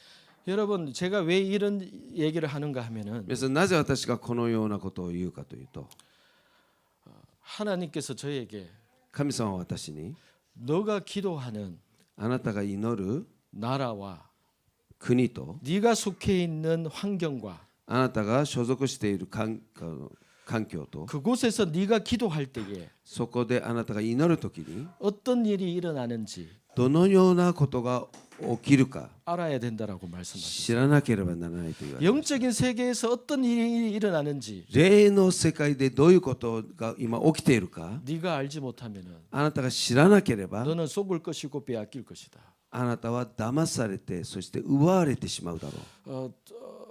한 30분 정도 남았다고 저는 생각을 하는데요. まあ30分ぐらい残ってると思います 30분까지만 얘기를 하고 나머지 부분은 제가 이따가 다음 시간에 말씀 나누겠습니다. まあ一応30分ぐらいもっと話してまた次のセッションに 여러분 続けたい 이 と思います。 이야기는 매우 실제적인 겁니다. これはとても実際的な話です。 굉장히 전략적인 겁니다. とても戦略的な話です。 그리고 이 내용을 통해서 여러분들의 기도가 달라질 겁니다. ですこの内容を通して皆さんの祈りが変わると思います。 그리고 여러분들이 경험하게 될 일들도 달라지게 될 そ 겁니다. れ皆さんが経験するようになることも変わると思います。 하나님께서 저에게 대만에서 기도를 가르칠 때에 主が台湾で私に祈りを教えてくださった時に 가정에서 네가 내 얼굴을 구할 때에 家庭の中であなたが私の顔を求める時に 나는 네 가정에 방문하기 위해서 私はあなたの家庭に訪問するために 네 안에 있는 죄를 나는 드러나게 했다. 私はあなたの内側にある罪をあらわにした。 이것이 중요하다. これが重要である。 내가 너에게 일을 하기 위해서는 私があなたの中で働くために 내가 방문할 수 있는 환경이 되어야 된다. 私が訪問できるような環境にならないといけない。 근데 그 일은 내가 하는 것이 아니라 네가 해야 된다. しかしそれを私がする働きじゃなくあなた自身がしなければならない。 이 땅에 하나님의 사람들이 この地に神の人々が 하나님의 방문을 받기를 원한다면 神の訪れを求めるならば 그들이 반드시 해야 될 일이 있다. 彼らが必ずしなければならないことがある。 그런데 그들이 그것을 하지 않으면 しかしそれを彼らがしなければ 나는 방문할 수가 없다. 私は訪れることができない。 너가 잘 이해해야 된다. あなたがちゃんと理解しなければならない。 내가 안 하는 것이 아니다. 私がしないことではない。 나는 못하는 것이다. 私はできない。 내가 안 주는 것이 아니다. 私があげないわけではな 나는 い。 못 주는 것이다. 私があげることができない。 내가 기도 응답을 안 하는 것이 아니다. 私が祈りに応えてあげないのではない。 그들이 나로 하여금 기도 응답을 못하게 만드는 것이다. 彼ら自身が私に祈りに応えさせないようにしていることだ。 이것을 알지 못하면 これを知らなければ 기도가 실패할 것이고 祈りは失敗し 기도에 절망감을 느낄 것이고 祈りに絶望感が 아 예수 믿는 것은 그냥 이런 거지 뭐 이렇게 하면서 타협하면서 살아가게 될 것이다. イエスを信じることはこういうもんだなと言いながら妥協して生きるしかない。 여러분 예수님이 기도를 가르치셨을 때에 皆さんイエス様が祈りを教えてくださった時に 하늘에 계신 우리 아버지요 天にいます我らの父よ 이름이 거룩히 여김과 같이 皆が崇められますように 하늘에서 뜻이 이루어진과 같이 天で御心がなさいますように 땅에서도 그렇게 되기를 원합니다. 地にもそれが行われますように 왜 이렇게 기도하라고 했을까? なぜこのように語られたで教えたでしょう。 여러분 하늘에서는 하나님이 계획하고 생각하면 다 됩니다. 皆さん天では神様の思いまま全てが行われます。 완전한 하나님의 왕국이기 때문에 完全な神様のキングダムだから。그 어느 누구로 하나님을 대적하는 자들이 없기 때문에 その誰一人神様に敵対する者がいないです。 하늘에서는 하나님의 뜻이 100% 그대로 다 이루어집니다. 天では 100% 神様の御心がなされます。 근데 땅에서는 しかし地では 하늘에서 하나님이 계획을 세워도 神様が天で計画を立てても 땅에서는 그 일이 この地ではそのことが 방해를 받습니다. 妨害されます。 때로는 이루어지지 않습니다. 時には叶いません。 그래서 ですから 예수님이 우리에게 그렇게 기도하라고 하셨던 겁니다. イエス様がそのように祈りなさいと言われたんです。 여러분 잘 들어보세요. 皆さんよく聞いてください。 하나님께서는 하늘에서는 하나님의 일을 하는 데에 아무런 방해를 받지 않는다는 겁니다. 天では神様の働きが何によっても妨害されることが全くありません。 근데 하나님께서 이 땅에 하나님의 일을 할 때는 しかし神様はこの地で神様の働きをなさるときには 누군가의 도움이 필요하다는 겁니다. 誰かの助けが必要だということです。 그 인간적인 표현으로 말을 해서 우리의 도움이 필요하다는 겁니다. 人間的に言って私たちの助けが必要だということです。 그러면 많은 사람들이 이렇게 생각할 겁니다. 多くの人はこのように思うと思います。 아니 하나님은 전능하신 신인데 왜 우리의 도움이 필요합니까? 神様は全能な神なのになんで私たちの助けが必要なの？ 하나님이 우리를 너무나도 사랑하셔서 神様は私たちをあまりにも愛したあまり 이 땅에 대한 모든 권위를 この地上でのすべての権威を 일정 시간 동안에 一定の時間の間に 우리에게 주셨기 때문에 私たちに与えてくださったので 그런데 그 고난을 その権限を 아담과 하와가 アダムとハワ땅 エヴァが 땅에 대한 그 고난을 빼앗겼던 겁니다. この地に対する権限が奪われてしまったんです。 그래서 그 시점 이후로는 ですからその時点以降は 이 땅에서 하나님의 뜻이 이루어지지 않는 겁니다. この地上で神様の御心がならないんです。 그래서 하나님은 우리를 통해서 ですから神様は私たちを通して 하나님의 뜻이 이루어지도록 神の御心のまま行われますように 너희가 기도를 하라라고 말씀하십니다. あなたたちが祈らなければならないと言われて 그렇게 기도하면은 そのように祈るときに 너희에게 필요한 모든 것은 あなたたちに必要なすべては 내가 그냥 주겠다라고 말씀합니다. ただで与えると言ってるん 여러분 です。 잘 생각해 보세요. よく考えてみてくださ 우리는 い。 그 반대로 기도합니다. 私たちは反対に祈ります。 하나님 제게 필요한 것을 주십시오. 主よあなたが私の必要を満たしてくだ 하나님 さい。 저희 가정의 문제를 해결해 주세요. この家庭の問題を解決してください。 저희 직장의 문제를 해결해 주세요. 職場の問題を解決してくださ 저희 い。 자녀의 문제를 해결해 주세요. 私の子供の問題を解決してください。 하나님이 때로는 응답하십니다. 時には神様が答えてください。 그런 문제를 붙들고 기도하면은 その問題を掴んで問題を持って祈れば 때로는 응답이 됩니다. 時には答えられます。 때로는 응답이 되지 し 않습니다. かし時には答えられません。 여러분의 자녀 3살, 4살 아이가 있다고 합시다. 子供3歳4歳の子供がいたとしましょう。 원하는 대로 다 해줍니까? 望むまま全部与えますか？ 때로는 時には 안 돼라고 합니다. ダメと言います。 그 자녀를 위해서 その子供のためです。 하나님께서 저에게 말씀하셨습니다. 主は私に語られました。 너희가 문제를 붙들고 기도하면 あなたたちが問題を抱んで祈れば 평생을 문제를 가지고 기도할 것이다. あなたは一生問題解決のために祈らなければならない。 너희는 언제 あなたたちはいつになって 내 나라와 내 뜻을 위해서 기도하겠느냐? 私の国と御心のために祈るんですか？ 너희는 문제를 붙들고 기도하면 평생을 문제를 가지고 기도하다가 죽을 것이다. 自分の問題だけ祈るとあなたは一生の間問題解決のだけのために祈らなければ 이 ならな 땅에 い。 있는 교회의 기도가 바뀌어야 된다. この地上の教会の祈りが変わらなければならない。 마태복음 6장의 말씀을 통해서 マタイの6章の言 이 葉を 땅의 通 교회가 して 어떻게 기도해야 될지 나는 가르쳐 줬다. 私はこの地上の教会がどのように祈るべきかもうすでに教えた。 그들이 가장 먼저 기도해야 될 것이 있다. 彼らがまず先に求めなければならないことがある。 하늘에서 뜻이 이루어진 것처럼 天で御心がなったように 하나님 제가 있는 이 땅에서 この地上で 하나님의 뜻이 이루어지기를 원합니다. 神様の御心がなりますように 하나님의 나라가 이루어지기를 원합니다. 神の御国がなりますように 아버지의 뜻이 성취되기를 원합니다. 神様の御心が成就されますように 그렇게 너희가 기도를 하면은 あなたたちがそのように祈るときに 너희들에게 필요한 그 문제들 あなたに必要なすべての問題 내가 그냥 해결할 것이다. 私はただで与える 이것이 6장 마태복음 6장 33절에 있는 말씀입니다. これがマタイの6章の33節の御言葉です 그런데 주님이 말씀하시길 しかし主が語られます 교회들은 처음부터 지금까지 문제를 가지고 기도를 한다. 教会は最初から今まで自分たちの問題だけかかで祈っている 그래서 그들은 쏟고 だから彼らは騙され 빼앗기고 奪われ 늘 영적으로 가난하게 常に霊的に貧しい状態で 살아가는 것이다.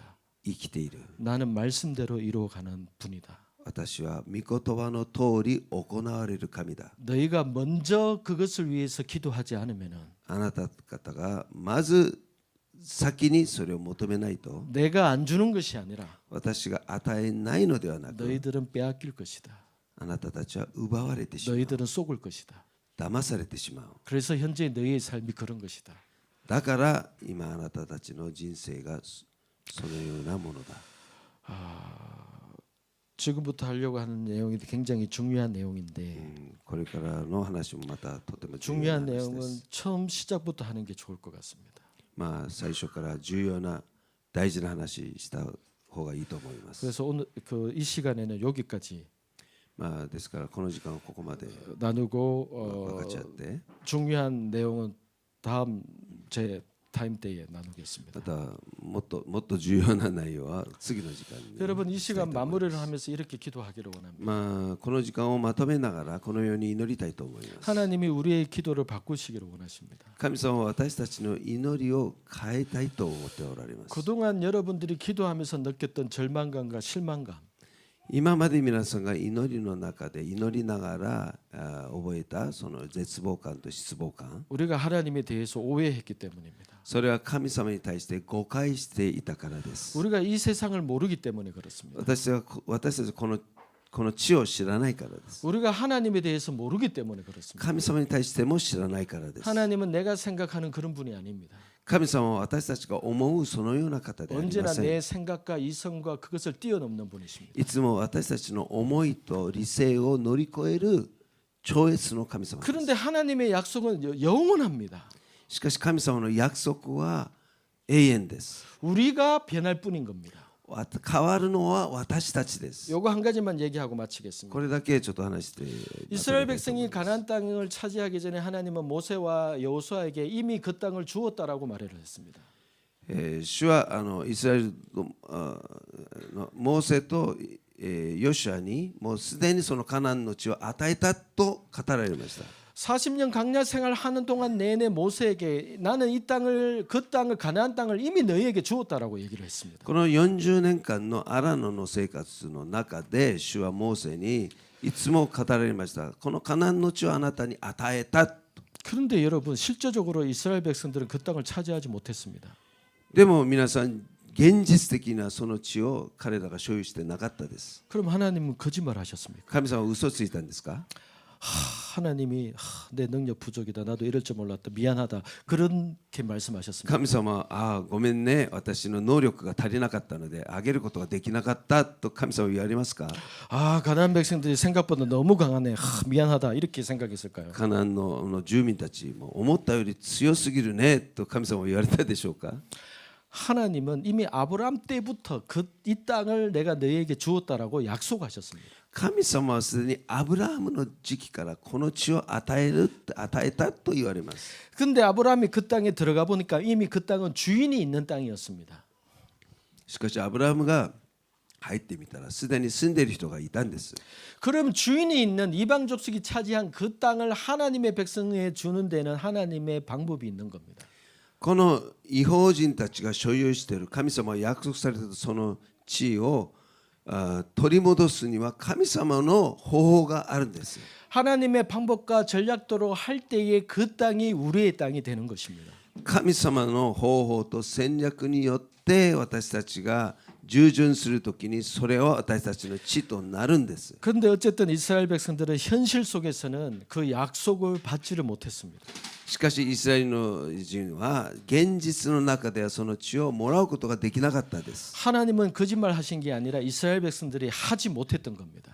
神様が嘘をついたのではなく、イスラエルの民が従順しなかったんです。 그들이 쏟고 빼앗겼던 겁니다. 彼らが騙されて奪われてしまったのです。 그런데 그 이스라엘 백성들이 경험한 그 말씀과 현실의 그 차이가 오늘 우리도 겪고 있는 겁니다. しかしそのイスラエルの民が経験したその約束と現実の差が今私たちにもそのままあるんで 이 す。 땅에 있는 많은 그리스도인들이 하나님의 말씀과 현실은 다르다고 생각을 합니다. この地上の多くのクリスチャンたちは神様の約束と現実は違うと言っています。 요한복음 10장 10절에 있는 약속뿐만 아니라 ヨハネの10章の10節のその約束だけでなく、 에베소서 1장 4절에 있는 약속도 마찬가지입니다. エペソの1章の4節の約束も同じです。 하나님은 우리를 창세전에 우리를 택하시고 하늘에 속한 모든 신령한 복을 이미 주셨다라고 과거형으로 약속하셨습니다. 神様はもうすでに私たちこの地のもといが据えられる前から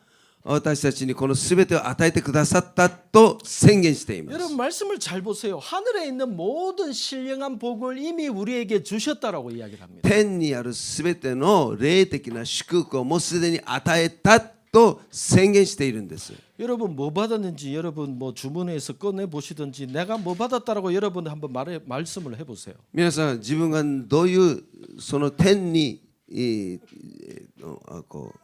霊的な祝福何をいただいているか皆さん語れますか？ 제가 왜 이렇게 이야기를 하는가 하면 なぜ私がこれを言うかとする 많은 と 그리스도인들이 多くのクリスチャンが 나는 받은 것 없다라고 생각을 합니다. 私はあまりもらってないと思うんですよ。 앞으로 받을 줄은 모르겠지만 나는 지금 받은 거 없다라고 こ 생각합니다. れからもらうかもしれないけど今まであんまりもらってないといただいてないと思います。 벌써부터 말씀과 현실이 차이가 나는 겁니다. もうすでにこの御言葉と現実が差があるんです。 왜 이러한 말씀과 현실의 차이가 생기는지 なぜこのような御言葉と現実の差があるか。 제가 다음 시간에 말씀 나누겠습니다. 次の時間にそれを話したいと思いま 이 시간에 같이 기도하겠습니다. す。今ちょっと一緒に祈りたいと思います。 하나님에 대해서 오해했던 것, 神様に対して誤解していたところ、 기도하면서 실망했던 것, 祈りながら失望していたこと、 기도하면서 절망했던 것, 祈りながら絶望していたこと、 하나님 죄송합니다. 主よごめんなさい。 그러나 하나님, しかし主よ、 하나님을 더 깊이 알고 싶습니다. 主をもっと知りたいです。深く知りたい 하나님의 です。 풍성하심을 경험하고 싶습니다. あなたの豊かさを体験していきたいです。 왜 제 기도가 응답되지 않는지, なぜ自分の祈りが答えられないのか、 왜 기도가 힘든 것인지, なぜ祈りが辛いか、 하나님 왜 저희 가정 가운데 늘 문제가 반복되는지, なぜ私たちの家庭の中にいつも問題が繰り返されているのか、 깨닫기를 원합니다.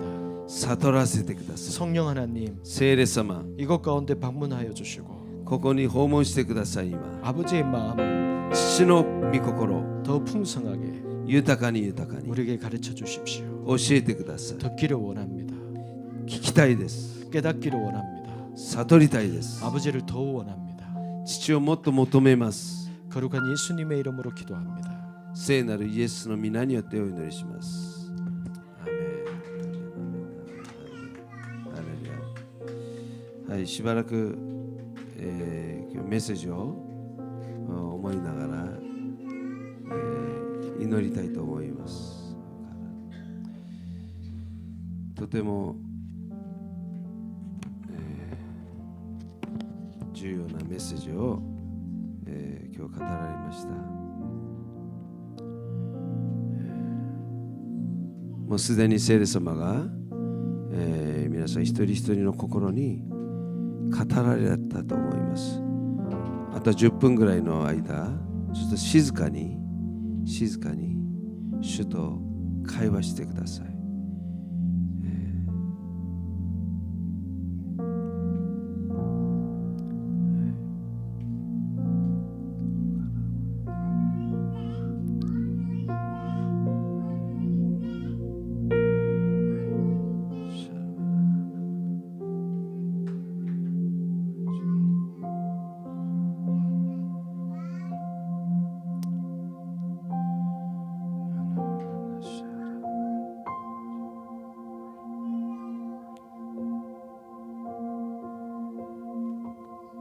少しは声を出していいですよ。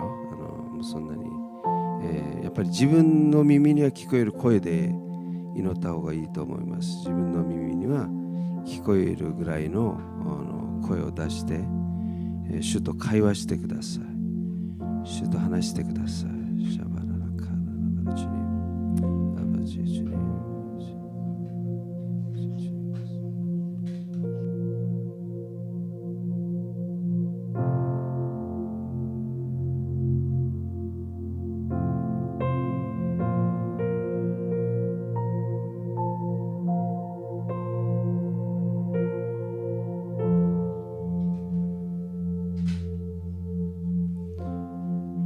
自分は不法を行ったものでないか思いながら主に告白していきたいと思います。何よりも主との関係、皆さん本当に主を知っていますか？本当に知りますか？ただ教会に通うだけ、礼拝に出るだけ、何か奉仕することで私は主を知っていると錯覚しているのではないですか？よくわからないならば、主はあなたを知りたいです。あなたを知りたいです。本当に顔と顔を見ながら交わる、そのような関係になりたいです。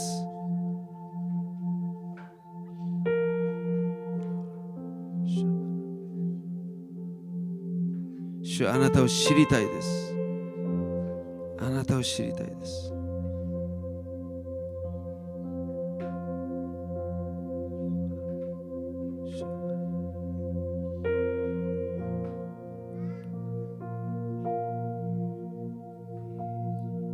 それができたら、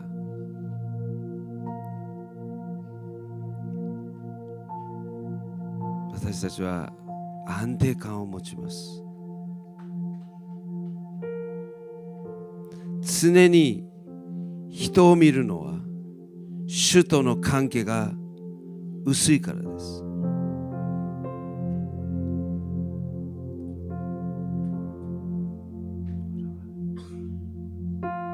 主を知れば知るほど私たちは人々から自由になります。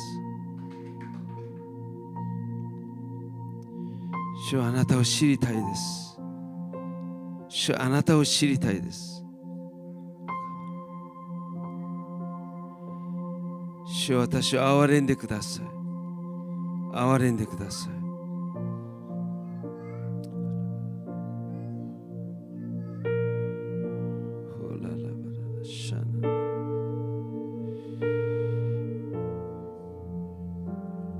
主の訪問をいただくためには、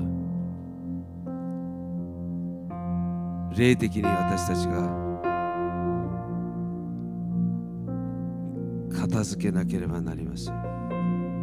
掃除しなければなりません。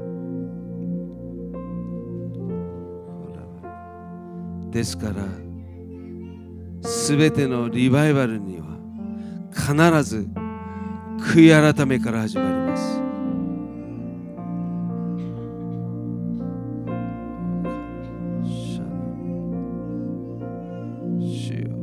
主よ、ほららばら、聖霊様、聖霊様、聖霊様、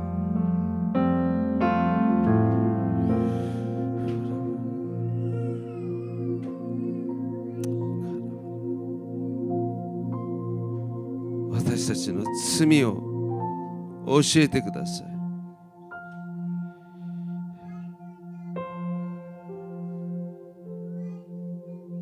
シャバラナ、何が主にふさわしくないのか、主を見せてください。ほららばら、主よ、主よ、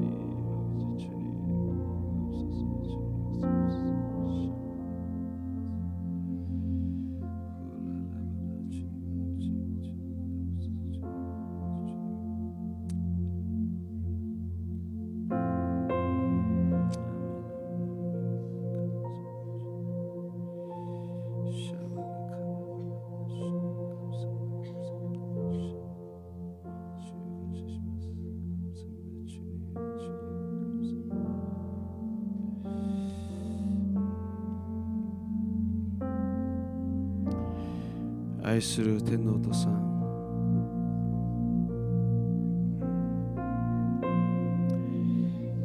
感謝します。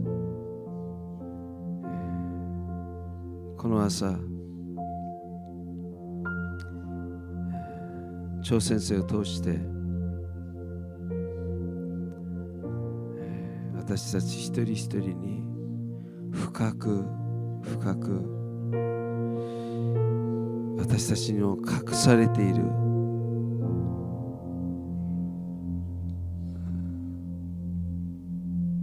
私たちの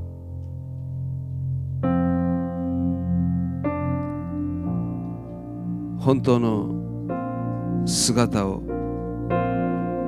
教えてくださって感謝します。主よ、主よ、私たちは本当にあなたの御心を求めるものとして導いてください。主、あなたは語られました。自分の必要ばかり求めるのは異邦人の祈りと同じだ。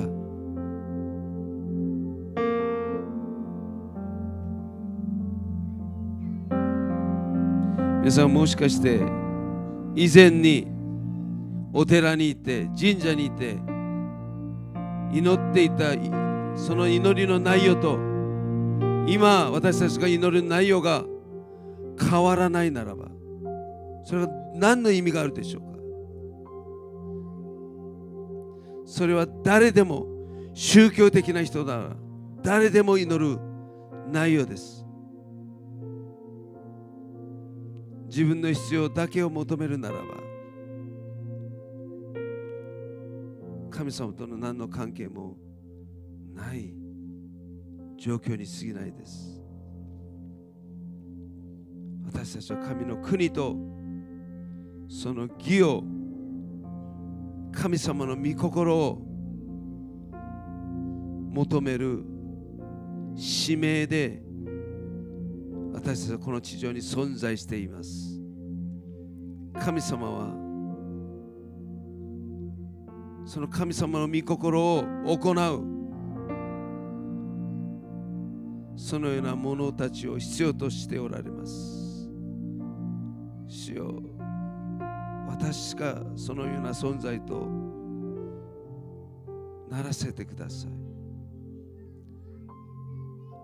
あなたの御心を求めるものとして私の人生を変えてください。導いてください。自分の必要ばかり求める異邦人のような祈りをやめて、あなたの御心を求めるものとして導いてください。感謝します。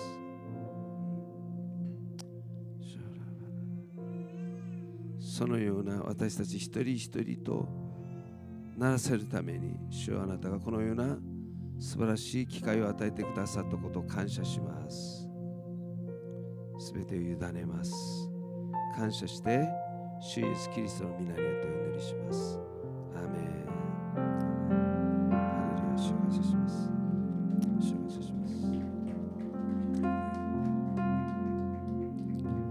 はい、ありがとうございます。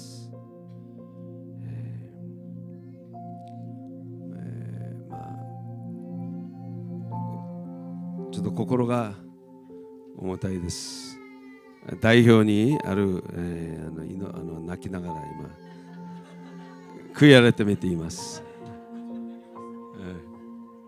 はい、お昼の時間なんですけど、お弁当を注文してない人たちも買えます。いっぱい結構余裕がありますので、とても安い値段で今私たちが提供されていますので、4、500円ぐらいで、買えると思いますので、注文してない人たちもまず注文した人先に自分が注文したものをもらって、その他の人たちはちょっと待ってくださいね。そのテーブル出して、準備して食べていきたいと思います。はい。まあお昼1時間ぐらいで済まして、